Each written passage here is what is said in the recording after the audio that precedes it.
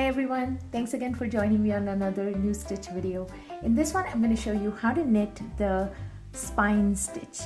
This is a very pretty stitch and it looks great, I think, in both light shades as well as darker shade. This one is in a thicker sort of medium weight yarn, and this one is in a lighter or fingering weight yarn, and you can see the difference. The spines open up a little bit.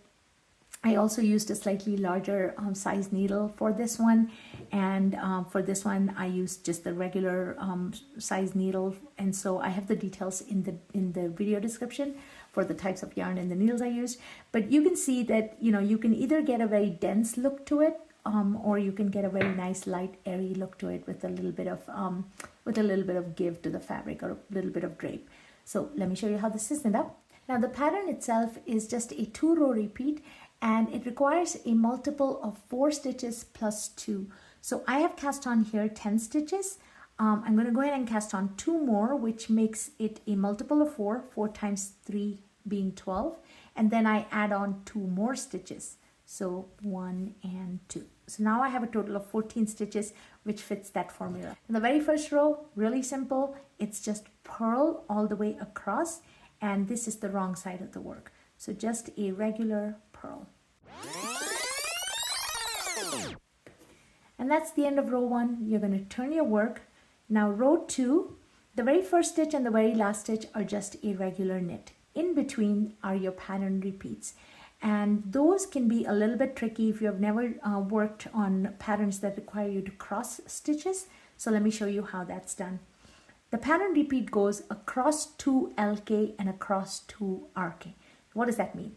Across 2 LK means that you're going to cross the 2 stitches. You're going to knit them in such a way that the stitches will get crossed and they'll lean to the left. That's why they're across 2 LK, and you're going to be doing that using a knit stitch. To cross 2 LK, anytime you have a left cross, you're going to work in the back part of the stitches, the back loop of the stitch. So you're going to take your right needle. Now follow along with me here. You're going to take your right needle and you're going to insert it into the back loop of the second stitch. Insert it like this as if to knit, and you're going to knit it through that back loop like so. Now obviously it's in the second stitch. You can't drop the stitch. You're not going to drop it yet. Now you're going to come back and knit into the back loop of the front stitch. All right, so we're not decreasing any stitches here or increasing any stitches. We are just knitting into the back loops of these stitches, but knitting into the second stitch first, and then in the first stitch. And then once you've done both of that, you're going to drop off both stitches at the same time. And what happens there is now the stitches are crossed and they're leaning towards the left. And now for a cross 2 RK knitting, it's essentially the same idea, but this time we're working in the front loops of both stitches. So again, you're going to take your right needle, insert it into the front loop of the stitch. In the back it's going to look like this. It's just coming through the front loop, and you're going to knit that second stitch. Okay? Then you're going to take that same right needle, insert it into the front loop of the first stitch and knit it through, and then drop both stitches. And you'll notice that here too we've crossed the stitches and the stitch itself is leaning to the right. So across 2 LK, across 2 RK, and that's the repeat all the way through to the last stitch.